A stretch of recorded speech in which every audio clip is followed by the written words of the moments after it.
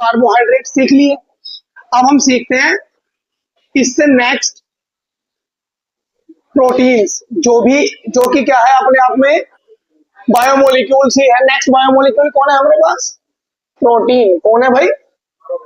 Proteins. देखो ध्यान से, प्रोटीन समझना है। प्रोटीन, जो प्रोटीन होते हैं बेसिकली, प्रोटीन जो शब्द है ये ग्रीक भाषा के प्रोटियोस शब्द से लिया गया है। Protein word is taken from Greek word क्या होता है? प्रोटियोस। क्या होता है? प्रोटियोस, जिसका मीनिंग क्या होता है? विच मीन्स प्राइमरी या प्राइम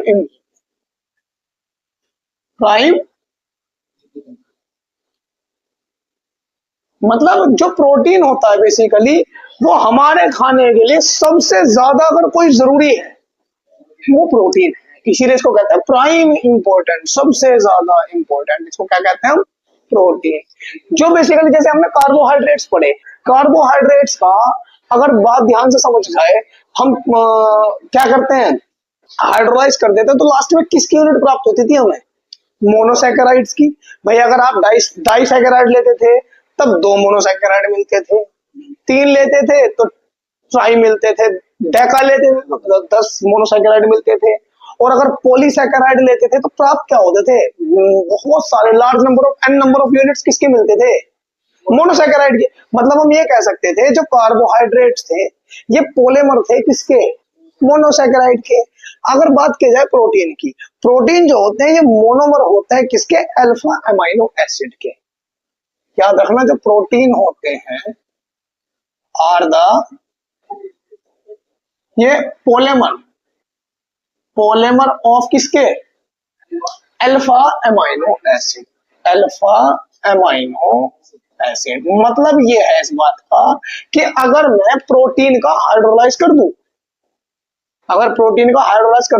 तो क्या प्राप्त होने लगेंगे मुझे? अल्फा अमाइनो एसिड में कौन से अल्फा? अब ये अल्फा है क्या? पहली बात तो ये समझेंगे कि अमाइनो एसिड क्या हो। कोई दिक्कत है यहां तक? देखो ध्यान से, देखो अब अमाइनो एसिड को समझो। अमाइनो एसिड को अगर मैं यहां पर समझू,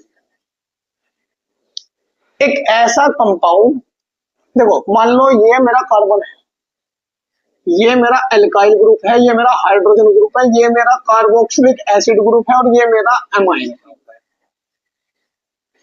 ये जो कंपाउंड है जिसके अंदर कौन कौन दिखाई दे रहा है आपको?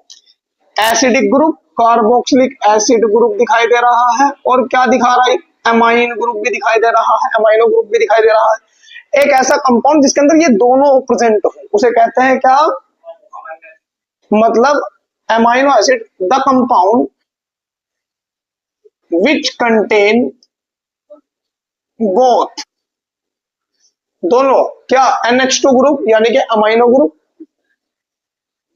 अमाइनो ग्रुप का मतलब क्या है? कौन सा ग्रुप भाई? NH2 group. एंड कौन सा? Carboxyl group. कार्बोक्सिल ग्रुप का मतलब क्या होता है? COOH। ये ग्रुप इज कॉल्ड, उसे क्या कहते हैं हम? Amino acid.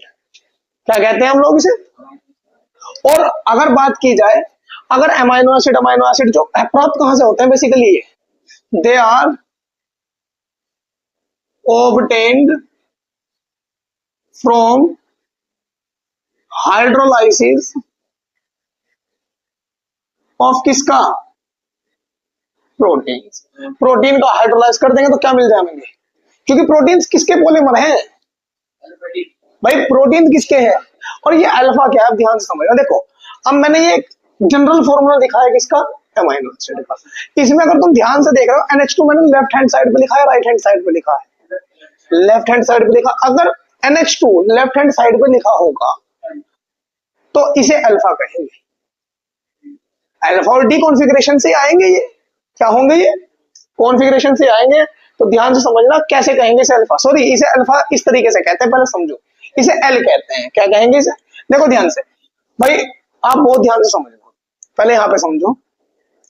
हम जब आईयूपीएसी नोमेनक्लेचर करते थे किसकी, किसी भी ऑर्गेनिक कंपाउंड की, तो हम काउंटिंग वहां से शुरू करते थे जहां से जो हमारा प्राइमरी फंक्शनल ग्रुप है वो प्रेजेंट हो। अब प्राइमरी फंक्शनल ग्रुप कहाँ है मेरा, कार्बोक्सिलिक। अब यहाँ पे दो फंक्शनल ग्रुप है, एक तो एमाइनो ग्रुप है और एक कार्बोक्सिल। कार्बोक्सिल ग्रुप जो होता है वो हायर प्रायोरिटी होता है, इसको प्रायोरिटी क्या दी जाती है, ज्यादा। तो बेसिकली मेरा मेन फंक्शनल ग्रुप कौन है, फंक्शनल ग्रुप कौन है, फंक्शनल ग्रुप जो है वो मेरा कौन है, COOH। कौन है, COOH से जुड़े जो फंक्शनल ग्रुप से डायरेक्टली कार्बन जुड़ रहा है उस कार्बन को क्या कहते हैं हम, अल्फा कार्बन। क्या कहते हैं, और जब NH2 ग्रुप अल्फा कार्बन से जुड़ेगा तो इसे हम क्या कहेंगे, अल्फा एमाइनो एसिड। मतलब ध्यान से समझेंगे अभी, और भी पहले इसको मैं रब करूंगा, ऊपर वाले को ध्यान से समझना पहले। देखो अगर मान लो ऐसा है,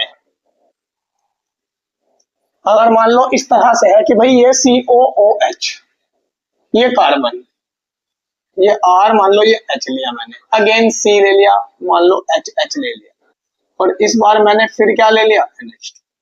क्या ले लिया, NH2 ले लिया। अब बताओ ये फंक्शनल ग्रुप, फंक्शनल ग्रुप से जो कार्बन डायरेक्टली जुड़े उसे क्या कहेंगे हम, अल्फा कार्बन। और ये कौन सा कार्बन, अल्फा से जुड़ा हुआ कार्बन डायरेक्टली क्या कहलाया जाता है भाई, बीटा कार्बन। अब बताओ अमाइनो, अमाइनो एसिड तो जो है, क्यों, क्योंकि इसके अंदर COOH भी है, NH2 भी है। अमाइनो एसिड भी कौन सा है, ये है बीटा, क्योंकि NH2 ग्रुप बीटा कार्बन से डायरेक्टली जुड़ा हुआ है, तो इसे कहेंगे हम बीटा अमाइनो एसिड। ये अल्फा था, ये बीटा था, और समझो,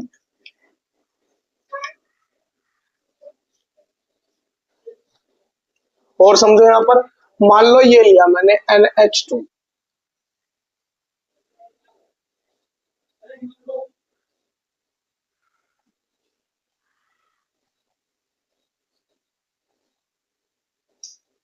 अब यहां पर देख, ये कार्बोक्सिलिक एसिड ग्रुप क्या होता है, कार्बोक्सिलिक ग्रुप क्या होता है, ये मेरा फंक्शनल ग्रुप है। क्या है ये मेरे पास, ये तो मेरे पास फंक्शनल ग्रुप है। फंक्शनल ग्रुप से जो कार्बन डायरेक्टली जुड़े कैसा होगा, और अल्फा कार्बन से जुड़ा हुआ कार्बन क्या होगा, ये बीटा, और बीटा से जुड़ा हुआ गामा, तो और गामा से NH2 जुड़ा है इस बार, तो क्या कहेंगे इसे हम, गामा अमाइनो एसिड। क्या कहेंगे हम इसे, बहुत ध्यान से समझना, एक बार और समझो लो, NH2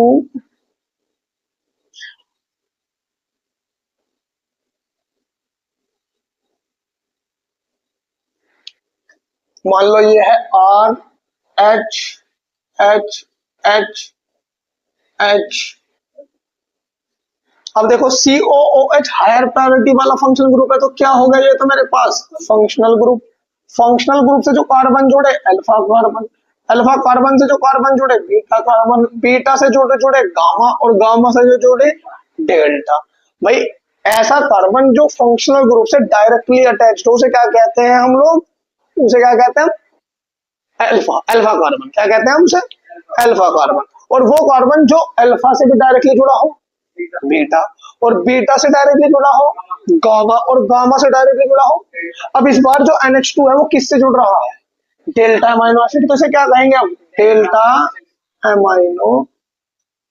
तो मतलब अमाइनो एसिड अल्फा भी हो सकते हैं, बीटा भी हो सकते हैं, गामा भी हो सकते हैं, डेल्टा भी हो सकते हैं। लेकिन अगर प्रोटीन का जब हाइड्रोलाइज करते हैं, जब प्रोटीन का हाइड्रोलाइज करते हैं तो हाइड्रोलाइज से कौन से प्राप्त होते हैं, अल्फा।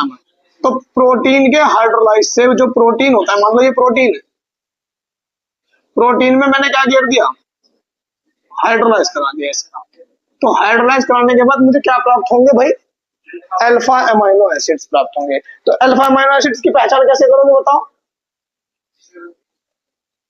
है एक ही कार्बन, अल्फा अमाइनो एसिड क्या होगा,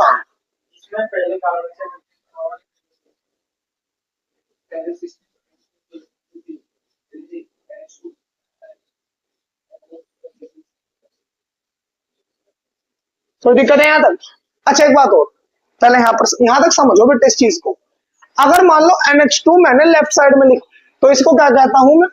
तो ये अगर तुम सारे के सारे एग्जाम्पल देख रहे हो, जितने भी एग्जाम्पल है, ये अल्फा बीटा गामा डेल्टा जो मैंने लिया है, हालांकि और भी बना सकता हूं, अल्फा बीटा गामा डेल्टा से भी आगे बनाए जा सकते हैं। लेकिन अगर बात की जाए, अगर इसमें तीनों चारों में तुम ध्यान से देखो, तो मैंने NH2 ग्रुप किस साइड में लिया है? तो ये चारों के चारों एल कॉन्फ़िगरेशन के, एल फॉर्म है ऑफ अमाइनो एसिड की। और अगर NH2 में राइट साइड में लिख लेता हूं, तो डी फॉर्म होगी। क्या होगी ये? याद रखोगे ये बात, यहां तक कोई दिक्कत? अगर क्लासिफिकेशन करते हैं, किसकी क्लासिफिकेशन करते हैं अब जाओ? अमाइनो एसिड की। अमाइनो एसिड, अब तुम एक चीज यहां पर देखो। अच्छा, ये जो NH2 ग्रुप है, इसके पास तुम्हें एक्स्ट्रा लोन पेयर दिखाई दे रहा। जब लोन पेयर है तो ये प्रोटॉन एक्सेप्टर है, तो ये बेसिक है। और ये H है, ये H यहां से लूज करेगा, तो ये एसिडिक है। तो ये तो एसिडिक नेचर का है। जो एसिडिक नेचर होती है किसकी? अमाइनो एसिड की, वो किसके कारण होती है? COOH के कारण। और जो बेसिक नेचर होती है अमाइनो एसिड की, वो किसके कारण होती है? NH2 ग्रुप के कारण। इसीलिए हम अमाइनो एसिड को तीन तरह की क्लासिफिकेशन और देते हैं। कौन सी? Acidic amino acid, basic amino acid, neutral amino acid. Acidic कौन होंगे? ऐसे अमाइनो एसिड जिसमें COOH ग्रुप की संख्या जो है ज्यादा हो, किससे? NH2 से। भाई ये ज्यादा हो गए तो एसिडिक नेचर का हो गया, NH2 कम हो जाएंगे और COOH ज्यादा हो जाएंगे, तो उस केस में क्या कहेंगे हम उसे? एसिडिक। और अगर NH2 ज्यादा हो गए तो क्या कहेंगे? और अगर दोनों इक्वल रहे तो न्यूट्रल। क्या कहेंगे हम उसे? तो पहले समझ लेते हैं, बहुत ध्यान से समझता, पहले न्यूट्रल की ही समझ लो। कोई दिक्कत है यहां तक?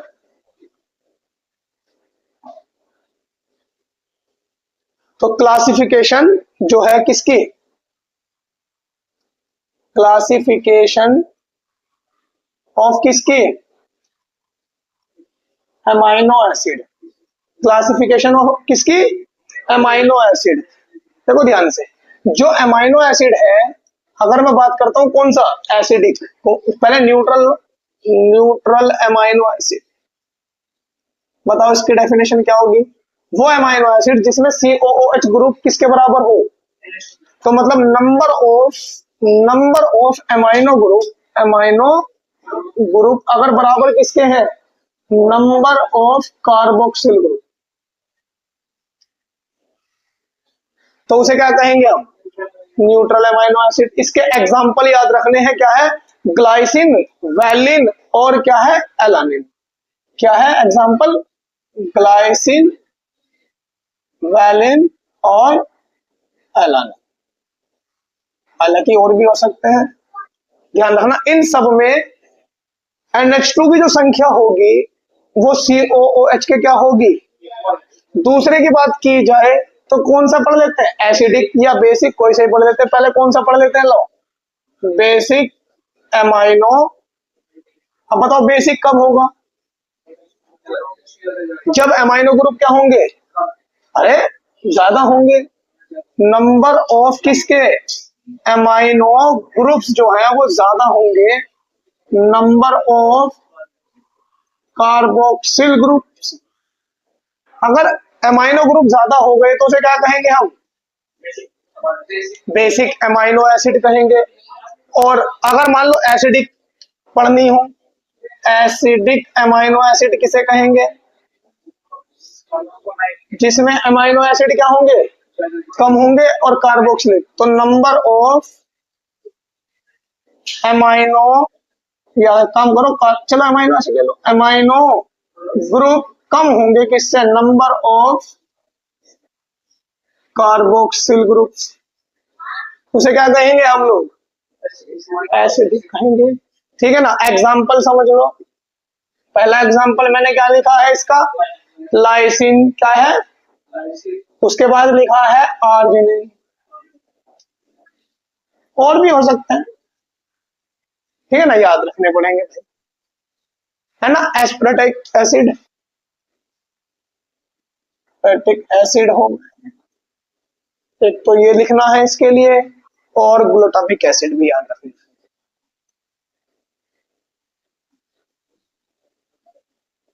ये किसके एग्जाम्पल है? मतलब अगर हम ग्लाइसिन को देखेंगे, ग्लाइसिन में जितने NH2 हैं एग्जैक्टली उतने ही क्या नजर आएंगे? COOH नजर आएंगे। वो अभी टेबल दिखेंगे, टेबल में समझ में आ जाएगा। कोई दिक्कत है यहां तक?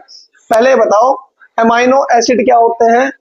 एक ऐसे ऑर्गेनिक कंपाउंड जिसमें क्या हो, COOH मतलब कार्बोक्सिल ग्रुप भी हो और अमाइनो ग्रुप भी हो, मतलब NH2 से उसे क्या कहते हैं? अमाइनो एसिड कहते हैं। अमाइनो एसिड अल्फा भी हो सकता है, बीटा भी हो सकता है, गामा भी हो सकता है, डेल्टा भी हो सकता है। इसकी कॉन्फ़िगरेशन L भी हो सकती है, D भी हो सकती है। L कब होगी? जब NH2 कहाँ होगा? NH2 अगर राइट कर दो तो कौन सी हो गई? D हो गई। अगर अल्फा की बात की जाए, अल्फा कैसे बनेगा? COOH, फिर C और फिर NH2। फिर अगर बात की जाए बीटा की तो क्या होगा? COOH, बीच में 2 कार्बन सेट करो, फिर बीच में अगर 3 कार्बन सेट हो गए, अरे गामा हो जाएगा, और अगर बीच में 4 कार्बन आ गए तो डेल्टा हो जाएगा। क्या हो जाएगा भाई? कोई दिक्कत है यहां तक तो बताओ। उसके बाद मैंने बताया एसिडिक, न्यूट्रल और बेसिक की पहचान कैसे करोगे बताओ? बताओ, अगर अमाइनो ग्रुप किसके बराबर हो भाई? अमाइनो ग्रुप का मतलब क्या होता है? NH2 group. क्या होता है? NH2 group. और कार्बोक्सिल ग्रुप का क्या होता है? COOH group. अगर ये दोनों ग्रुप आपस में बिल्कुल इक्वल हैं तो इसे क्या कहते हैं हम? न्यूट्रल। अगर बेसिक ज्यादा कब होगा? जब NH2 ग्रुप ज्यादा होगा, और अगर COH ज्यादा हो गया तो कोई दिक्कत है यहां तक? कोई समस्या नहीं है। आगे बढ़ता हूं। दो तरीके से और क्लासिफाई करते हैं इसको, इसेंशियल और नॉन इसेंशियल। क्या होगा? देखो, जो हमारी बॉडी में बन जाए और हमें बाहर से लेने ना पड़े। हमारी बॉडी में कुछ तो हमारी बॉडी में प्रोड्यूस हो जाते हैं, कुछ अमीनो एसिड हमारी बॉडी में क्या हो जाते हैं? ऑलरेडी प्रोड्यूस हो जाते हैं, सिंथेसाइज हो जाते हैं। हमें बाहर से एक्सटर्नली लेने की, डाइट के रूप में लेने की जरूरत नहीं होती। उन्हें कहते हैं नॉन इसेंशियल। क्या होते हैं? जिसमें बाहर से लेने की आवश्यकता ना पड़े, जिनको डाइट के रूप में बाहर से लेने की जरूरत ना पड़े, उन्हें क्या कहते हैं? Non essential amino acid. लेकिन वे अमाइनो एसिड जो क्या हो, जिनको बाहर से लेने की जरूरत पड़े, हमारी बॉडी सिंथेसाइज ना कर पाए, उसे क्या कहते हैं? 10 होते हैं इसेंशियल और 10 होते हैं नॉन इसेंशियल। पहले इसको समझो, ध्यान से समझो। इसको रब कर दूं मैं? तो क्लासिफिकेशन दो तरह से और करते हैं, मतलब दूसरे सेकंड टाइप से। क्या बताया मैंने? पहले नॉन इसेंशियल अमाइनो एसिड किसे कहूंगा, और बताओ इसेंशियल किसे कहूंगा? इसेंशियल अमाइनो एसिड किसे कहूंगा? वे अमाइनो एसिड जो हमारी बॉडी में ही क्या हो जाए? सिंथेसाइज हो जाए। Amino acid, amino acid which can synthesised in our body. हमारी बॉडी में क्या हो सकते हैं? सिंथेसाइज हो सकते हैं। आर नॉन एज क्या कहेंगे हम उसे? बताओ। Non essential amino acid. क्या कहेंगे हम उसे?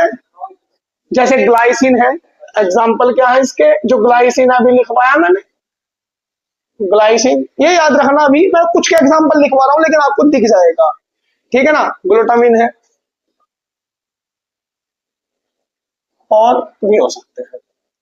अगर बात की जाए किसकी? इसेंशियल की, क्या होंगे?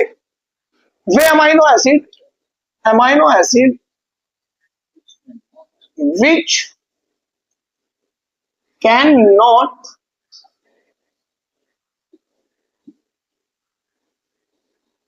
Synthesized in our body. हमारी बॉडी में क्या ना होते हो? सिंथेसाइज ना होते हो। And must be obtained, and must be obtained, और हमें पूरे करने के लिए भाई कहां से लेने पड़ेंगे? Must be obtained by diet. कहां से लेने पड़ेंगे? आर नोन एज, उन्हें क्या कहेंगे हम?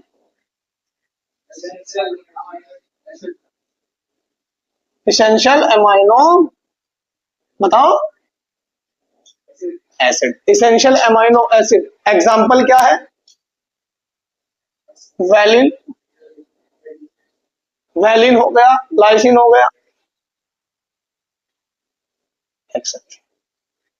अब आपकी देखो, मैंने क्या करना हूं, एक पिक्चर में सेट कर देता हूं जिसमें आपको दिख जाएगा क्या 10 इसेंशियल हैं और 10 क्या है, नॉन इसेंशियल है। वे कौन कौन से हैं वे आपको याद करने हैं। तो देखो ध्यान से कैसे देखो,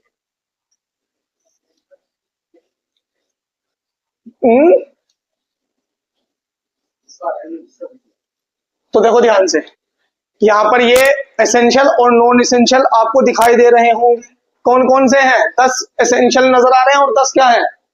इनमें से एक काम करो, कोई से भी 10 याद रख लो, कोई से भी क्या याद रख लो, 10 याद रख लो भैया। तो एसेंशियल याद रख लो या नॉन एसेंशियल याद रख लो, कोई समस्या?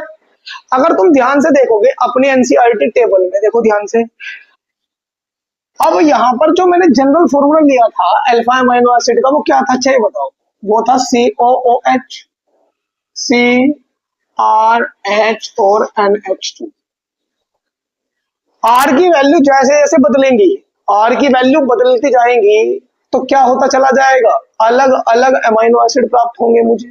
अगर पहले अमीनो एसिड को देखोगे टेबल में, आर की जगह पे क्या रखने के लिए कह रहा है मुझे? वो H, आर की जगह पे H, और इसका नाम हो जाएगा ग्लाइसिन। क्या नाम दिया जाएगा? ग्लाइसिन। और ट्राइबल नेम जो होगा क्या होगा इसका, बताओ? GLY। यहां से शुरू में उठा लो, ये 3 अल्फाबेट्स ये रहे, क्या है? GLY। ट्राइबल नेम क्या होगा इसका? GLY, GLY, ठीक है ना। अब देखो ध्यान से, अगर मैं R के प्लेस पर, तो अगर हम R के प्लेस पर क्या ले लें, यहां पर बताओ, H ले लें, तो फॉर्मूला क्या बनेगा उस केस में? CHH, COOH, और क्या बचेगा? NH2।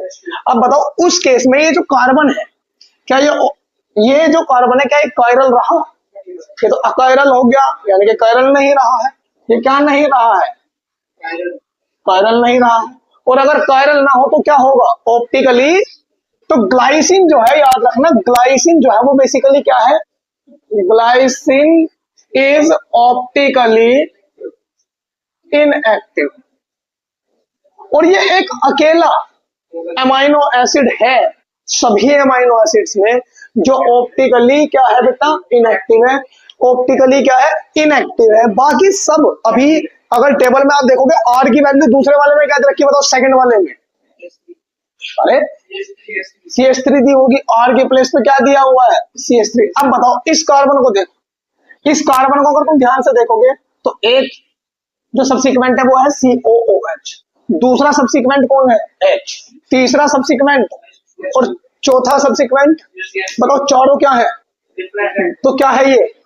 तो इसीलिए ये अमीनो एसिड क्या हो गया? Optically active. और इसमें कितने कायरल हैं? एक, तो इसके एनांशियोमर पेयर भी बता सकते हैं, 2 की पावर 1, तो 2 एनांशियोमर पेयर है। तो बेसिकली हम क्या कहेंगे, ग्लाइसिन जो है वो अकेला एक ऐसा अमीनो एसिड है जो ऑप्टिकली क्या है? ऑल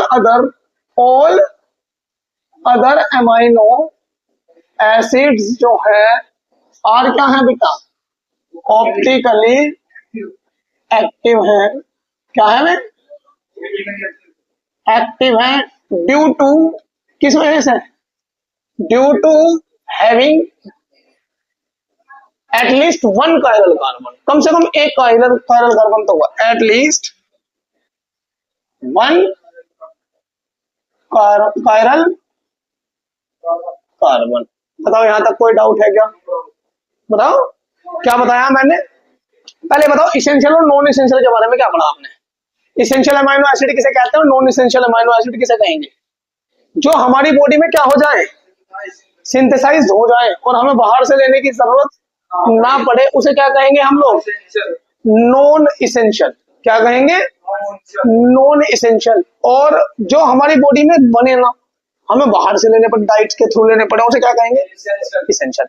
कोई दिक्कत नहीं। अब देखो ध्यान से, वो टेबल तो समझ में आ गई है, ठीक है ना? अब देखो, अब अगर बात की जाए किसकी, प्रॉपर्टीज किसकी, अमाइनो एसिड्स की, प्रॉपर्टीज ऑफ किसकी, अमाइनो एसिड्स। तो इसकी काफी सारी प्रॉपर्टीज हैं इंपॉर्टेंट। अमाइनो एसिड जनरली क्या होते हैं बेटा? कलरलेस। अमाइनो एसिड्स यूजुअली क्या होते हैं? ये कलरलेस होते हैं और क्रिस्टलाइन सॉलिड स्टेट में मिलते हैं। किस स्टेट में मिलते हैं? Crystalline solid. तो बेसिकली मैंने क्या बताया, अमाइनो एसिड यूजुअली कैसे होते हैं? कलरलेस होते हैं, ये वाटर सोल्यूबल होते हैं। वाटर क्या होते हैं? सोल्यूबल भी होते हैं। याद रखना ये क्या होते हैं? वाटर। इनके मेल्टिंग पॉइंट क्या होते हैं? बहुत ज्यादा होते हैं। Have high melting point. इनके मेल्टिंग पॉइंट पे क्या होते हैं? क्योंकि सॉलिड मेल्टिंग पॉइंट क्योंकि किसी स्टेट में है, सॉलिड स्टेट में, तो इसलिए इनके मेल्टिंग पॉइंट भी क्या होंगे? और ये एक साल्ट की तरह क्या करते हैं? बिहेव करते हैं। ये बिहेव लाइक अ साल्ट। अभी बताते हैं क्यों बिहेव लाइक अ साल्ट। क्यों? अभी बताओ। इसके अंदर एसिडिक ग्रुप भी है भाई। क्या है ये साल्ट की क्या करते हैं? बिहेव लाइक अ साल्ट, जो ज्यादा होते हैं rather than, RATHER rather than, दोनों से, एमाइन से भी एंड कार्बोक्सिलिक एसिड से भी। अभी बताओ ध्यान से भाई, कार्बोक्सिलिक एसिड है, कार्बोक्सिलिक एसिड जो होते हैं बेसिकली तो एसिडिक नेचर के होते हैं। एमाइंस जो होते हैं वे किस नेचर के होते हैं? बेसिक नेचर के होते हैं। अब जो अमाइनो एसिड है उसमें एसिडिक ग्रुप भी है और बेसिक ग्रुप भी है। तो बेसिकली एसिड और बेस दोनों ग्रुप रखने के लिए वैसे क्या हो गया, ये किसकी तरह बिहेव करेंगे? ये साल्ट की तरह बिहेव करेंगे। और ये एसिडिक और बेसिक दोनों। अब देखो ध्यान से, मान लो ये है CrHCOOH और क्या हो गया ये NH2। अब बताओ COOH की वजह से कैसे बिहेव दिखाएगा? एसिडिक। और यहां से कैसे बिहेव दिखाएगा? बेसिक। अब बताओ ये एसिडिक बिहेव भी दिखा रहा है, बेसिक भी। तो ये बेसिकली कैसे बिहेव का है? एम्फोटेरिक। भाई एम्फोटेरिक कौन सा? तो जो एसिड और बेस दोनों से रिएक्शन कर ले, जो एसिड और बेस दोनों से अगर मान लो कोई बेस आता है रिएक्शन करने के लिए, बताओ कहां से करेगा रिएक्शन? एसिड और बेस न्यूट्रलाइज होते हैं बहुत जल्दी रिएक्शन, तो यहां से करेगा। और अगर मान लो कोई एसिड आता है रिएक्शन करने के लिए तो बेस से कर लेगा। तो बताओ ये एसिड से भी रिएक्शन कर सकता है और बेस से भी। तो बेसिकली किस नेचर का ये? एम्फोटेरिक है। कैसा है ये? एम्फोटेरिक है। दिस बिहेवियर जो बिहेवियर है ड्यू टू प्रेजेंस ऑफ किसकी वजह से? दोनों ग्रुप है इसके अंदर। कौन कौन है? Both acidic. भाई एसिडिक किसकी वजह से? अरे कार्बोक्सिल ग्रुप की वजह से तो एसिडिक है। एंड बेसिक किसकी वजह से है? Amino group. कोई दिक्कत है यहां तक? भाई एसिडिक किसकी वजह से है? ये कार्बोक्सिलिक ग्रुप है ना। और ये जो बिहेवियर आया साल्ट का, ये किस वजह से आया? बेसिकली ये दोनों की वजह से, क्योंकि इसके अंदर एसिडिक ग्रुप भी है, बेसिक ग्रुप भी है, और वो भी एक ही मॉलिक्यूल में। ऐसा नहीं कि अलग अलग मॉलिक्यूल है, in a same single molecule कह लो, in a molecule, in the same molecule ऐसे कह। कोई दिक्कत है तो बताओ। अब ये जो तीसरा इंपॉर्टेंट पॉइंट है, ये मोस्ट इंपॉर्टेंट तीसरा पॉइंट मैं समझाने चाह रहा हूं। अब ये बताओ, अगर यहां से ध्यान से देखो, इसको लैंग्वेज में बाद में लिखेंगे, पहले ये समझो। अगर ये है R COOH और H और ये है NH2। अब ये बताओ ध्यान से, अगर मैं ये अमाइनो एसिड है, कौन सा अमाइनो एसिड है चाहिए? अल्फा है या बीटा है या गामा है? अल्फा है, सीधी सी बात है। अच्छा ये बताओ ये एल है या डी है? चलो ये तो कंफर्मेशन हो गया। अगर मैं इसको इसका एक्वस सोल्यूशन बनाऊं, बेसिकली क्या बना दिया मैंने इसका, मतलब पानी में गिर दिया इसको, क्या कर दिया मैंने इसको, पानी में गिर दिया। अब होगा क्या, बहुत ध्यान से समझना यहाँ पे खेल क्या है। ये बताओ जैसे मैंने एसिडिक बिहेवियर मैंने इसको पानी में गिरा, जैसे ही इसको एक्वस सोल्यूशन बनाया, जो कार्बोक्सिलिक एसिड होते हैं ये किस नेचर के होते हैं, एसिडिक एसिड क्यों होते हैं, क्योंकि ये क्या लूज करते हैं, एक प्रोटोन, ये एच पॉजिटिव लूज करते हैं, मतलब एक प्रोटोन लूज करते हैं। तो ये जो एच पॉजिटिव है ये यहां से निकला, तो यहाँ क्या बचा रह गया। अब ये जो पॉजिटिव निकलेगा ये किसके पास जाएगा, क्योंकि ये बेसिक नेचर का है भाई, ये क्या है बेसिक नेचर का है।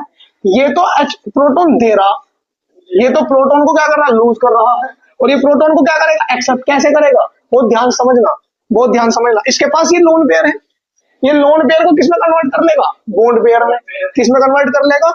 तो ये ध्यान समझना, H2N, इसके पास ऑलरेडी कितने H थे, दो, अब कितने हो जाएंगे, ये एक और आ गया, ये तीन हो गया। अब H के ऊपर पॉजिटिव था, H तो न्यूट्रल हो गया, क्यों, क्योंकि उसने एक इलेक्ट्रॉन इसका ले लिया, तो वो तो न्यूट्रल हो गया। लेकिन N के ऊपर कैसे चार्ज आ गया, क्योंकि उसने एक इलेक्ट्रॉन किसको दे दिया अपना, बताओ भाई। और ये हो गया CrH, और ये क्या हो गया COO नेगेटिव। अब ये बताओ ध्यान से, इसको थोड़ा सा ऐसे समझ लूं, इसको ऐसे समझ लो, NH3 पॉजिटिव, ऐसे कोई दिक्कत है यहाँ तक। कुल मिला के हुआ क्या, जब मैंने एक्वस सोल्यूशन बनाया किसका, किसका एमाइनो एसिड का, तो हुआ क्या कि प्रोटोन लूज कर दिया कार्बोक्सिलिक एसिड ने, कार्बोक्सिल ग्रुप जो था उसने अपना प्रोटोन लूज कर दिया, क्योंकि वो कैसे बिहेवियर दिखाना चाहता है, एसिडिक बिहेवियर। एसिडिक बिहेवियर दिखाएगा वो तो अपना एच लूज कर देगा, और ये क्या कर देगा, वो एच एक्सेप्ट कर लेगा।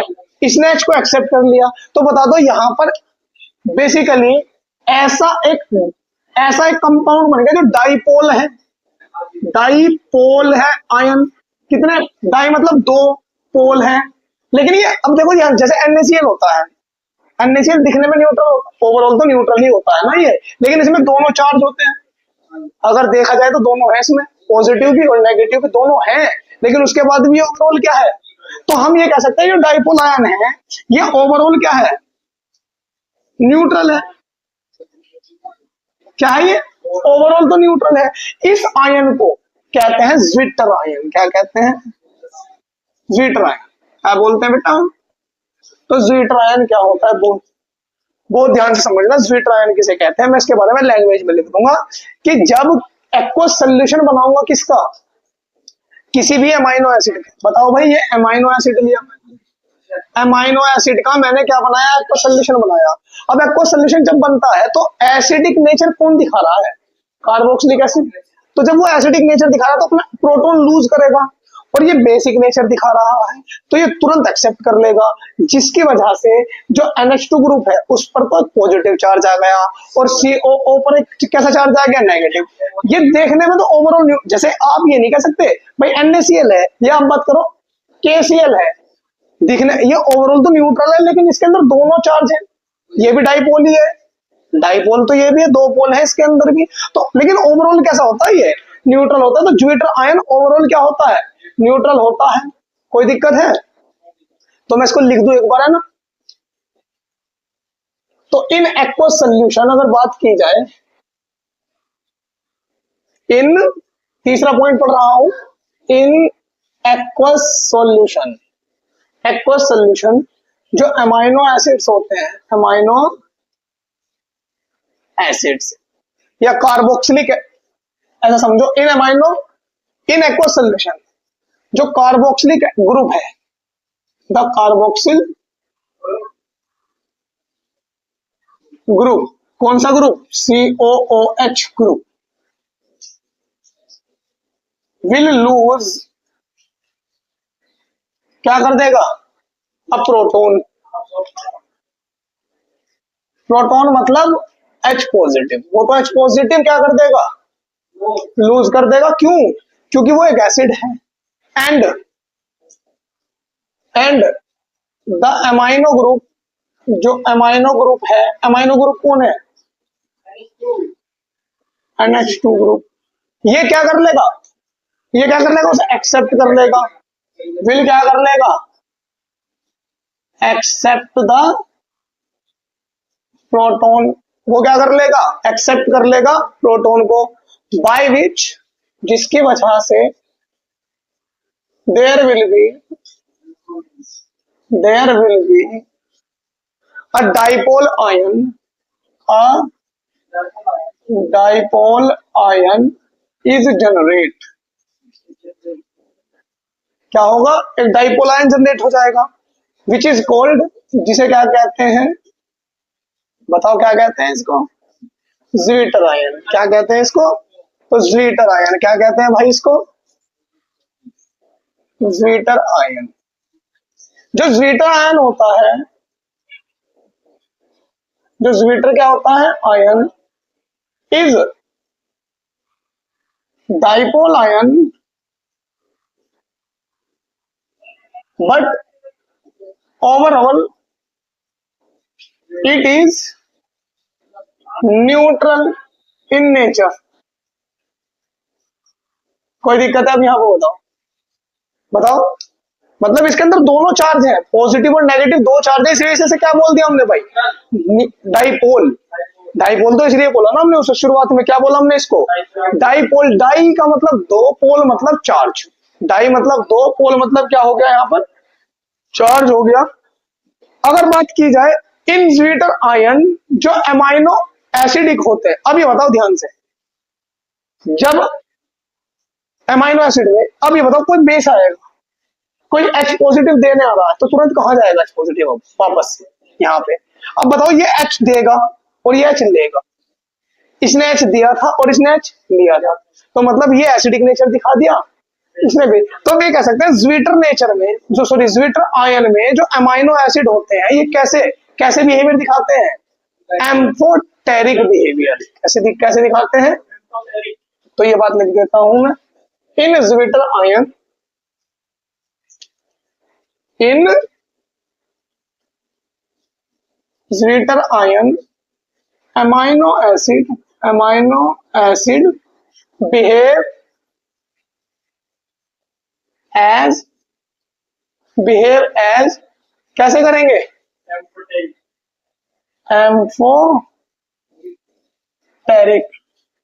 एम्फोटेरिक मतलब, so they can react with both acids and bases. समझ गए भाई, ज्विटर आयन कैसे बिहेवियर दिखाएगा, अरे बताओ। और मैंने अभी बताया कि ग्लाइसिन को छोड़ दूं, एक्सेप्ट किसको, glycine, all other amino acid, और क्या है बेटा,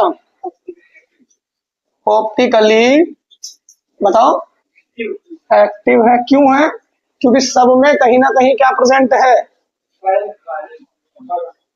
ये जो है amino acid, these have both, ये भी क्या रखती है, T and L configuration, T and L. भाई ये बताओ अमाइनो एसिड में दोनों कॉन्फ़िगरेशन हो सकती है, नहीं हो सकती है। जो अमाइनो एसिड होता है ये डी कॉन्फ़िगरेशन भी लग सकता है, लेकिन जो मोस्ट नेचुरली अकरिंग होती है, ज्यादातर नेचुरली अकरिंग होती है, वो कौन सी होती है, एल। मैंने अभी बताया था ये बात। तो most naturally occurring amino acid is, कौन सी होगी, एसिड्स जो है हैव, कौन सी कॉन्फ़िगरेशन रखेंगे बेटा, एल कॉन्फ़िगरेशन। कौन सी कॉन्फ़िगरेशन नेचुरली अकरिंग से सबसे ज्यादा होती है, एल होती है भाई। कोई दिक्कत है, और एल का मतलब क्या होता है, एल का मतलब क्या होता है, अरे बताओ, एल कौन, तो यहां पर L configuration means NH2 group is on किस साइड में, left sided. Is on left side, ऐसा बोल दो बस। समझ में आई ये बात पक्का या नहीं आई, पहले ये बताओ। कोई समस्या नहीं है क्या? अभी बताओ मुझे बहुत ध्यान से यहां तक, पहले ये बताओ प्रोटीन्स क्या थे? प्रोटीन्स क्या थे जो किससे एक ग्रीक वर्ड प्रोटियोस से मिलकर बने थे, और बेसिकली ये क्या होते हैं, जो अमाइनो एसिड्स होते हैं उन्हीं के क्या होते हैं, पॉलीमर। उन्हीं के क्या होते हैं भाई, ये पॉलीमर्स होते हैं। क्या होते हैं उन्हीं के? Alpha amino acid, alpha amino acid, alpha amino acid को जोड़ दो तो क्या बन जाएगा, बेसिकली प्रोटीन्स बना है। प्रोटीन का अगर हाइड्रोलाइज कर दूं तो बेसिकली क्या प्राप्त हो जाएगा मुझे, अल्फा अमाइनो एसिड। अब ये अमाइनो एसिड्स क्या होता है पहले ये बताओ, जिसमें NH2 ग्रुप भी होगा, COOH ग्रुप भी होगा, दोनों प्रेजेंट होंगे, दोनों एक ही सिंगल मॉलिक्यूल में प्रेजेंट होने चाहिए। अगर मान लो अब ये अल्फा भी हो सकते हैं, बीटा भी हो सकते हैं, गामा भी हो सकते हैं, डेल्टा भी हो सकते हैं, और इनकी कॉन्फ़िगरेशन L भी हो सकती है, D भी हो सकती है। अगर लेफ्ट साइड में NH2 लिखा हुआ है तो कौन सी कॉन्फ़िगरेशन होगी भाई, L होगी। और अगर राइट साइड में है तो क्या कहूंगा, D कॉन्फ़िगरेशन। पता कोई डाउट है क्या यहाँ तक है? अब अगर आगे की बात करते हैं, हमने आगे क्या पढ़ा, जो अमाइनो एसिड्स होते हैं बेसिकली इसमें जो एसिडिक बिहेवियर होते हैं वो किसके कारण होते हैं, COOH के कारण होते हैं। COH ग्रुप है ना, एसिड कार्बोक्सिल ग्रुप, और जो बेसिक कैरेक्टर होते हैं वो किसके वजह से होते हैं, NH2 ग्रुप के कारण होते हैं। NH2 ग्रुप वो प्रोड्यूस करता है कैसे नेचर, बेसिक नेचर, क्योंकि उसके पास एक्स्ट्रा लोन पेयर है। लोन पेयर है तो वो वो प्रोटोन को क्या कर सकता है, एक्सेप्ट कर सकता है, और जो प्रोटोन को एक्सेप्ट करे वो बेसिक, और जो प्रोटोन को डोनेट करे एसिडिक नेचर के होते हैं। कोई दिक्कत है यहाँ तक? अरे बताओ कोई समस्या है यहाँ तक? अब अगर आगे बात पढ़ता हूं, मैंने क्या पढ़ा, अगर इनकी क्लासिफिकेशन पढ़ते हैं तो क्लासिफिकेशन में क्या पढ़ाया मैंने कि अगर दोनों की संख्या NH2 ग्रुप किसके बराबर है, COOH के ग्रुप के बराबर है, तो उसे क्या कहूंगा, न्यूट्रल अमाइनो एसिड। अगर NH2 ग्रुप ज्यादा है तो बेसिक, और अगर NH2 ग्रुप कम है एसिडिक नेचर के होंगे। और इसेंशियल क्या होंगे, जो हमारी बॉडी में प्रोड्यूस नहीं होंगे, हमें एक्स्ट्रा सोर्स के जरिए, डाइट के जरिए उन्हें लेने पड़ेंगे, तो उसे क्या कहेंगे, इसेंशियल। और जो हमें हमारी बॉडी ही सिंथेसाइज कर देगी, हमें बाहर से लेने की आवश्यकता नहीं है, उसे क्या कहेंगे, नॉन इसेंशियल। नॉन इसेंशियल कहेंगे।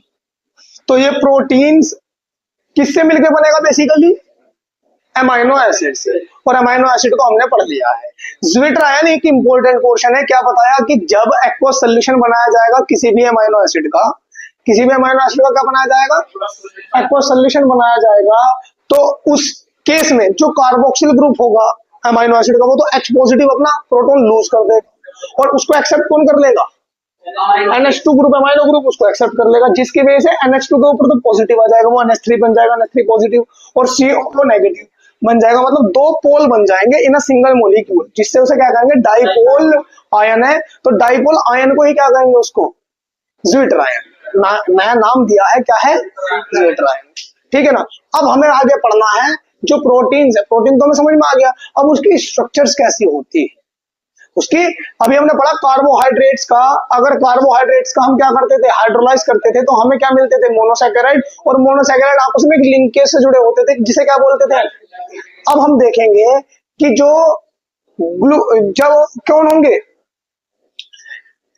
अमाइनो एसिड्स होंगे, एक अमाइनो एसिड, दूसरे अमाइनो एसिड, तीसरा अमाइनो एसिड, चौथा, ऐसे मिल मिलके क्या बनाएगा, बेसिकली ये प्रोटीन बनाएगा। जब बहुत सारे क्या मिल जाएंगे, अमाइनो एसिड्स आपस में मिलेंगे तो क्या बनेगा, एक प्रोटीन। उनके बीच में भी कोई ना कोई क्या होगी, उस लिंकेज को कहूंगा पेप्टाइड लिंकेज, और वो कैसे होगी वो अभी आगे देखेंगे।